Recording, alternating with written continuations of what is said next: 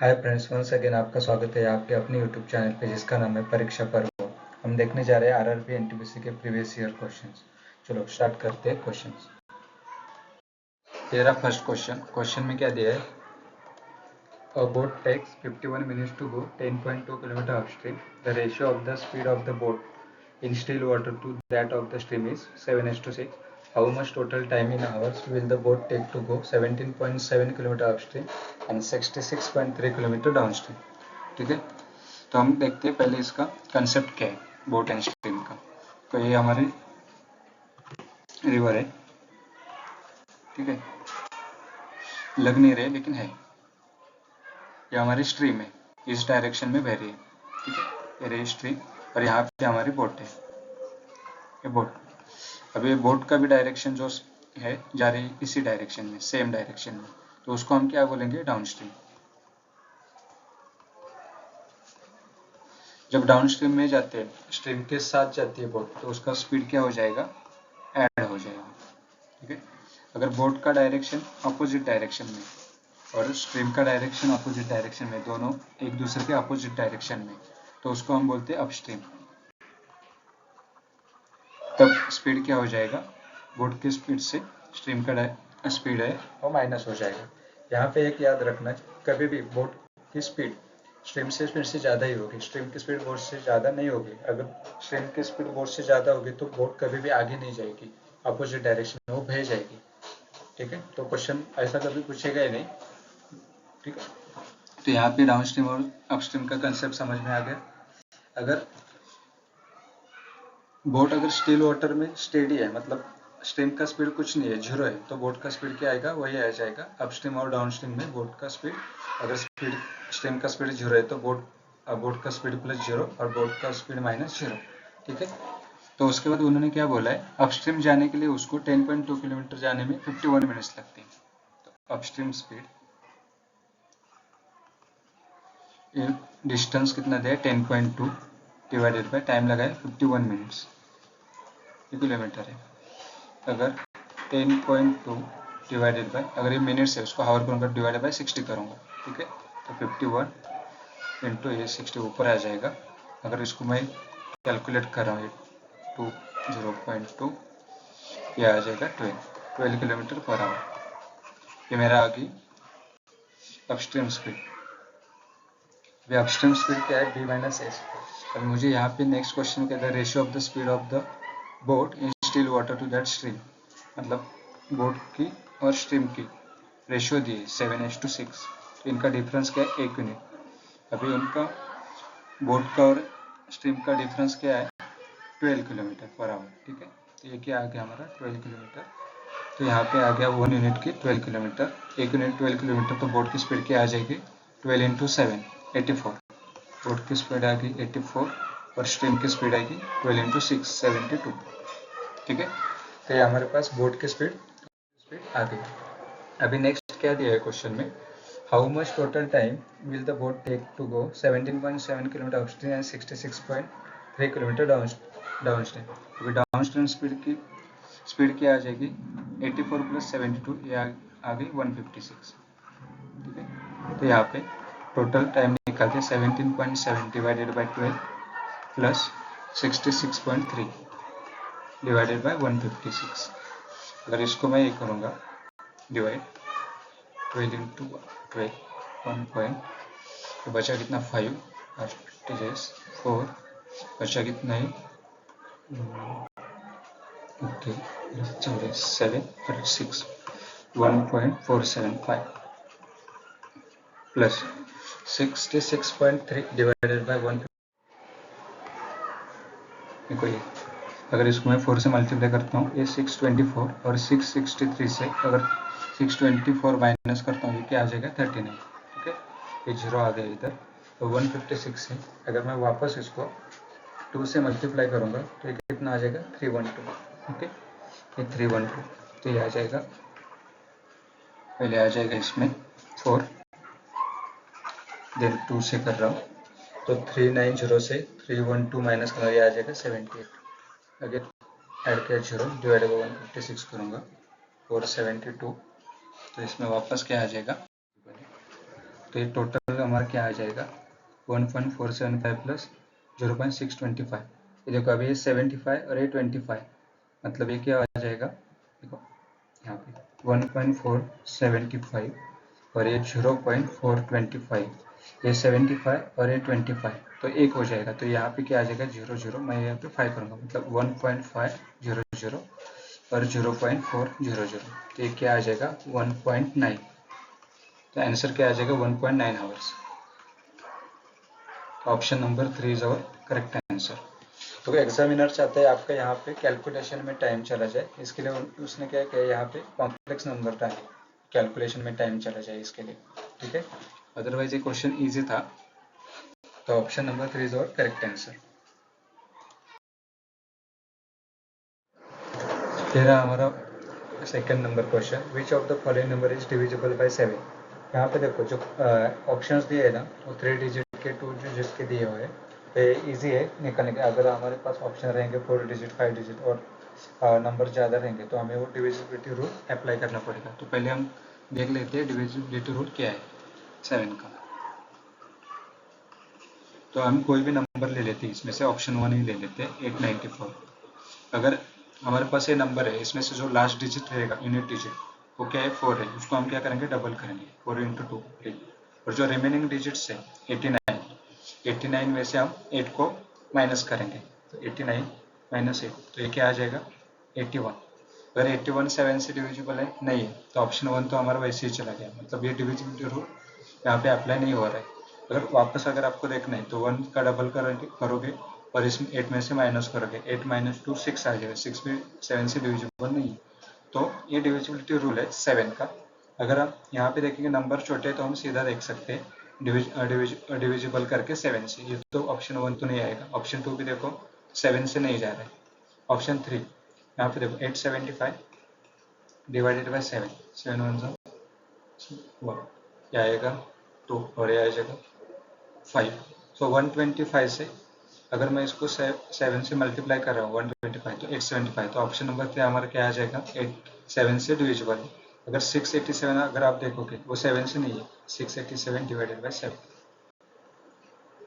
यह आ जाएगा 9 और ये आ जाएगा 5, तो यहाँ से डिविजिबल नहीं है। तो ऑप्शन नंबर 4 भी हमारा क्या है 7 से डिविजिबल नहीं है। तो option number 3 is our right answer. या अगर ये छोटे नंबर से तो आप सीधा कर सकते हो, अगर बड़े नंबर से तो ये हमने जो डिविजिबिलिटी रूल देखा तो ये अप्लाई करके उसको सॉल्व करना है।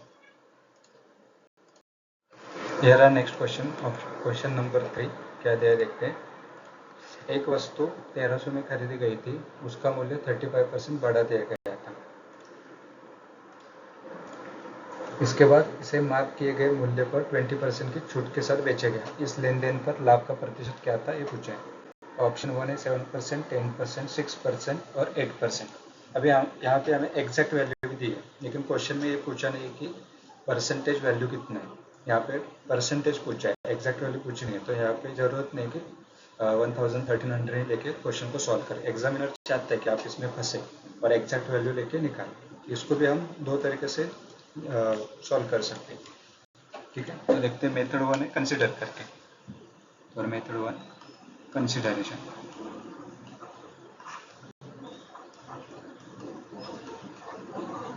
कंसिडरेशन जो कॉस्ट प्राइस है उसको हम 100 रुपीज़ मानते हैं, ठीक है। उसके बाद क्या बोला है 35% मार्क कर दिया इस पर 35%, मतलब क्या आएगा 100 पे 30, 35 क्या आएगा 135, ये क्या आ गई हमारी मार्क प्राइस। अभी मार्क प्राइस पे उसने बोला है 20% का डिस्काउंट है। अभी 135 का 20% निकालेंगे वो आ जाएगा 27, ठीक है। 20% डिस्काउंट ये आ जाएगा 27 रुपीज़। अभी 27 माइनस करेंगे तो एग्जैक्ट वैल्यू क्या आ जाएगी 108। अभी कॉस्ट प्राइस हमारी 100 है, 100 और ये हमारी क्या आ जाएगी सेलिंग प्राइस। 108 में से 100 गया 8, तो ये क्या आ जाएगा 8%। तो option number 4 is our right answer. 4% क्या है प्रॉफिट है। अभी मेथड 2 से देखते हैं, मेथड सेकेंड रेशियो मेथड। पहले क्या बोला है 35% मार्कअप किया है, अभी 35% निकालेंगे तो क्या आ जाएगा 7/20, ठीक है।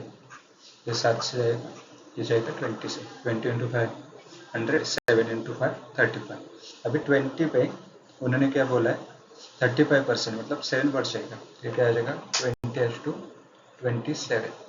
तो उसके बाद क्या बोला है 20% डिस्काउंट मार्क प्राइस पे, अभी 20% क्या आएगा 1/5, मतलब 5 में से 1 गया मतलब 20% निकालेंगे तो क्या आ जाएगा 4 आ जाएगा, तो ये क्या आ जाएगा 5/4।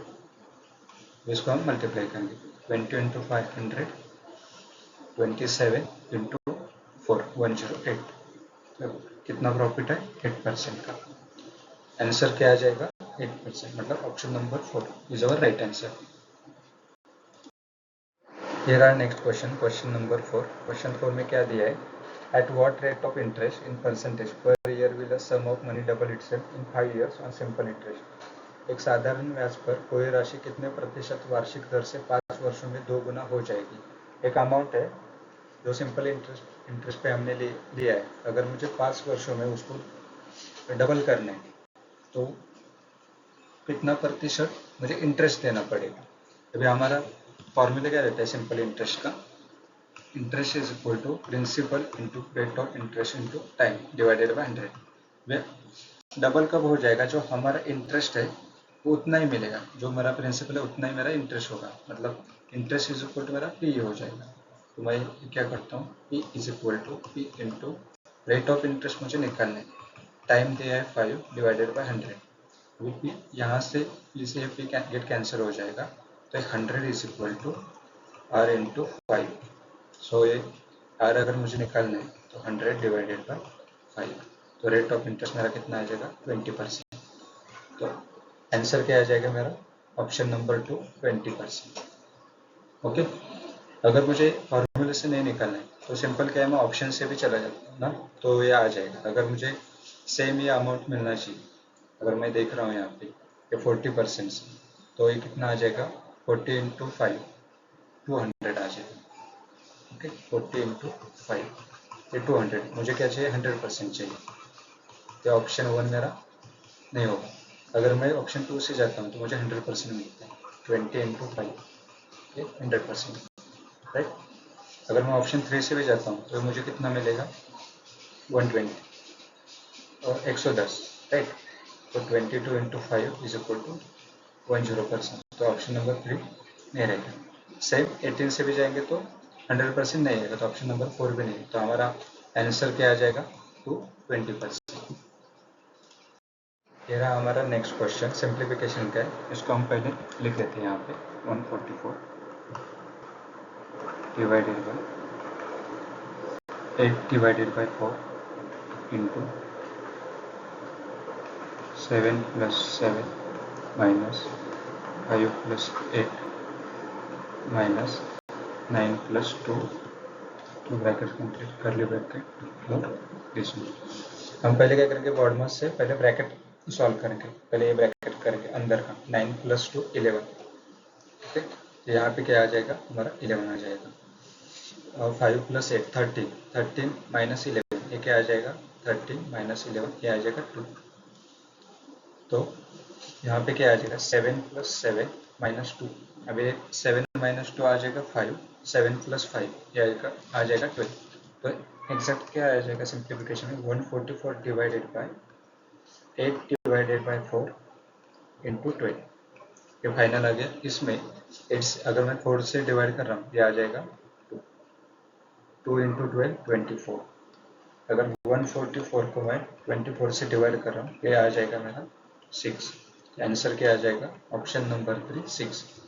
अभी मैंने ये लिखा है ना, ये लिखने की जरूरत नहीं, अगर आप यहाँ पे देख रहे हो यहाँ पे सीधा सीधा आप कर सकते 11 है, ये 11 ये आ गया 13, ये माइनस किया ये 2, अगर मैं 7 से 2 माइनस कर रहा हूँ ये आ गया 5 7 प्लस 5 ये आ गया 12, यहाँ से मैं अगर ये कर रहा हूँ इमेजिन करना है ये क्या आ जाएगा 3 ये 24, और 144 डिवाइडेड बाई 24 कर रहा हूँ क्या आ गया 6, तो option number 3 is the right answer, ठीक है। तेरा नेक्स्ट क्वेश्चन में क्या दिया है, the length of a vertical rod and its shadow are in the ratio of 2:12, find the angle of elevation of the sun. तो angle of elevation of the sun का angle कितना है ground से वो निकालने के लिए बोला है, ठीक है। तो यहाँ पे देखते हैं ये हमारा सन, ठीक है ऐसा। इसके नीचे ही एक रॉड है, ये रहा हमारा रॉड, वर्टिकल रॉड, और यहाँ से वो ग्राउंड से क्या कर रहा है, ये शैडो है हमारी, ये रही शैडो, वो ये एंगल बना रहा है। ठीक है, ये जो एंगल है ये हमारा 90 डिग्री है, हमें निकालना है ये वाला एंगल, ग्राउंड से जो भी सन की तरफ जा रहा है ये एंगल निकाल, ये रहा हमारा थीटा। हमारे पास ये वर्टिकल रॉड की उन्होंने रेशो दिया, मतलब ये 2 मीटर है तो ये √12 मीटर है, ये 2 है, ये √12 है। ठीक है, तो हम यहाँ से tan थीटा अगर यूज़ करेंगे, tan theta is equal to opposite side divided by adjacent side. Opposite क्या है 2 डिवाइडेड बाय ये क्या है √12। अगर मैं इसको 2 डिवाइडेड बाय 2 इंटू √3 करता हूँ तो 2 से 2 गेट्स कैंसर, 1/√3। अगर tan theta is equal to 1/√3 है तो कौन से एंगल की tan की 1/√3 रहती है, तो ये tan 30 उसकी वैल्यू क्या रहती है 1/√3, तो ये theta is equal to 30 degree. हमारा आंसर क्या आ जाएगा, ऑप्शन नंबर 4 30 डिग्री। रहा नेक्स्ट क्वेश्चन में क्या दिया है, x minus 1 by x is equal to 10 then the value of x cube minus 1 by x cube is। यहाँ पे हम ये आइडेंटिटी यूज कर सकते हैं, a माइनस बी का ब्रैकेट क्यूब। ठीक है, हमारा a क्या है, x है, और b है 1 डिवाइडेड बाई x। अगर a माइनस बी का ब्रैकेट क्यूब, ये क्या आएगा, a cube minus B cube minus 3ab into A minus B. ठीक है, a माइनस बी क्या है, x माइनस 1 बाई एक्स 10 है, तो ये 10 का क्यूब इज इक्वल टू ए का क्यूब, तो ये क्या है एक्स क्यूब, तो ये आ जाएगा x cube minus 1 divided by X cube plus 3, sorry ये आ जाएगा माइनस है, minus into x into 1 divided by x into X minus 1 by x. ठीक है, एक्स से एक्स गेट कैंसिल, तो ये क्या आ जाएगा 1000 X cube minus 1 divided by X cube minus 3 into X minus 1 divided by X. तो X minus 1 divided by X क्या है 10 है। ठीक है, तो ये आएगा X cube minus 1 divided by X cube minus 30, और ये 1000। अभी X cube minus 1 divided X cube is equal to, minus का इधर क्या हो जाएगा प्लस, तो 1000 प्लस 30, ये क्या आ जाएगा 1030। ये हमारा आ जाएगा answer, option number 2। Option number 2 is our right answer, 1030।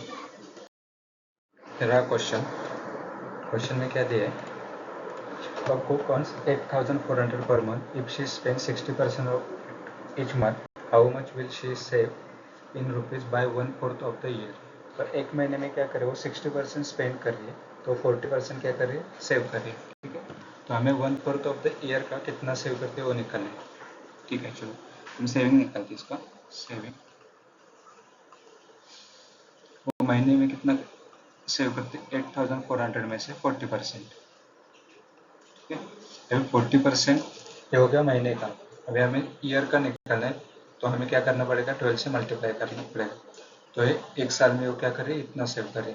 उसके बाद क्या बोला है, 1/4 ऑफ द ईयर निकालने के लिए बोला है सेव, तो 1 डिवाइडेड बाई 4 हम क्या करेंगे, उसको मल्टीप्लाई करेंगे, तो ये 4 से ये गेट कैंसिल 3, ये 0 से ये 0 कैंसिल, ये 0 से ये 0 कैंसिल, तो मेरा यहाँ पे आ जाएगा 840 इंटू 4 इंटू 3 12। तो 12 इंटू 840 को मुझे मल्टीप्लाई करना है, तो मैं क्या करूँगा, इसको मैं 840 को सेपरेट करूँगा, 800 प्लस 40, तो मैं क्या करूँगा 800 प्लस 40 इंटू 12, तो इसका क्या आ जाएगा 12 इंटू 8 96 9600, और ये जब 40 इंटू 12 है 480। अगर मैं इसको ऐड करूँगा तो ये क्या आ जाएगा 10,080 रुपीज़। ये मेरा क्या आ जाएगा, आंसर आ जाएगा, option number 1 is our correct answer, 10,080 rupees. ये रहा नेक्स्ट क्वेश्चन, सिंप्लीफिकेशन का ही है, देखते हैं इसमें क्या दिया है। उसको हम पहले राइट कर लेते हैं, यहाँ पे क्यूब दिया है, क्यूब 1331 डिवाइडेड बाय 3 ये रहा 4 1 2 3 4 into 5 divided by 33 into 30. Okay, what is the answer? मुझे दिख रहा है 11 का क्यूब रूट है, ठीक है, 11 आ गया, ये 10 का है, इंटू 5 डिवाइडेड बाई 33 इंटू 30, ये 0 से 0 गेट्स कैंसिल, 11 से फिर से डिविजिबल, तो ये क्या आ जाएगा, ये 50 डिवाइडेड बाई 3, ये आ जाएगा 5, तो आंसर क्या आ जाएगा, ऑप्शन नंबर 3 होगा राइट आंसर। अभी लिखने की भी जरूरत नहीं थी, अब यहाँ पे देखो ना, यहाँ पे मुझे सीधा सीधा दिख रहा है, ये क्या है 11, ये क्या है 10, यहाँ से एक गेट कैंसिल हो रहा है 3, ये 3 से 1, 10 से 10, तो बचा क्या 5, तो हमारा आंसर क्या आ जाएगा, ऑप्शन नंबर 3 5। मेरा नेक्स्ट क्वेश्चन में क्या दिया है, Akshat invested 90,625 at 8% per annum for 1 year at compound interest, compounded half yearly. The amount received by him is. तो क्वेश्चन में क्या बोला है, उसने 90,625 at 8% per annum compound interest पे डाला है, लेकिन उसने कंपाउंड हाफ ईयरली। जब क्वेश्चन में कंपाउंड एंड हाफ ईयरली देते ना, तब क्या होता है, जो रेट ऑफ इंटरेस्ट होता है वो हाफ हो जाता है, और जब का टेन्योर रहेगा 1 ईयर, उसका ट्वाइस हो जाएगा। तो हमारे यहाँ पे रेट ऑफ इंटरेस्ट है वो हो जाएगा 4%, और जो हमारा टाइम है वो हो जाएगा 2 इयर्स। तो हम क्या करें, अभी कैलकुलेट क्या करेंगे, 4% पे ये अमाउंट पे 2 साल के लिए टोटल इंटरेस्ट कितना आएगा, ठीक है, तो एक 1 ईयर और एक सेकेंड ईयर, अभी 4% मुझे 90,625 पे निकालना है, 90,625 है, तो मैं इसका 1% देखूँगा कितने, 906.25, इसको मैं 4 से मल्टीप्लाई करूँगा, 900 इंटू 4 3600, 6 इंटू 4 24, और 0.25 इंटू 4 1, ये आ गया 25, तो 3625, ये मुझे इंटरेस्ट आ गया, 3625। तो इसी अमाउंट पे मुझे सेकेंड ईयर के लिए भी कितना आएगा, 3625। अभी ये जो मुझे इंटरेस्ट मिला है फर्स्ट ईयर के लिए, इस पे मुझे क्या करना पड़ेगा, 4% निकालना पड़ेगा, तो इसका 1% क्या है, 36.25 इंटू 4, 36 इंटू 4, ये कितना आ जाएगा, 36 का डबल होता है 72, 72 का डबल होता है 144, प्लस 0.25 का 4 टाइम्स क्या आएगा 1, तो ये आ जाएगा 145, तो इस पे इंटरेस्ट कितना आ जाएगा 145। अभी मुझे इसको एडिशन करना है, 3625 3625, ये आ जाएगा 36 और 36, ये 7200825, 7200 और ये 2050, 7250 और ये 145, ये आएगा 5937 ये टोटल इंटरेस्ट आ गया। अभी ये मुझे ऐड करना है प्रिंसिपल में, तो हमें क्या आ जाएगा, टोटल अमाउंट आ जाएगा, तो 90625 प्लस 7395, ये आ गया 0, ये आ गया 2, ये आ गया 0, ये आ गया 8 और ये 9, 98020, तो ये हमारा टोटल अमाउंट क्या है, इज इक्वल टू 98020, हमारा आंसर, ठीक है, तो option number 1 is our right answer. ये आप फार्मूले से भी निकाल सकते हो, ये तो मुझे लगा कि 1% करके अगर 4 से मल्टीप्लाई करूँगा, ये 25 था, इसके जो ईजी हो गया, ठीक है, तो option number 1 is our right answer. Thank you guys, मिलते हैं नेक्स्ट वीडियो में। Like share and subscribe our channel, don't forget to click on the bell icon. Okay, thank you guys.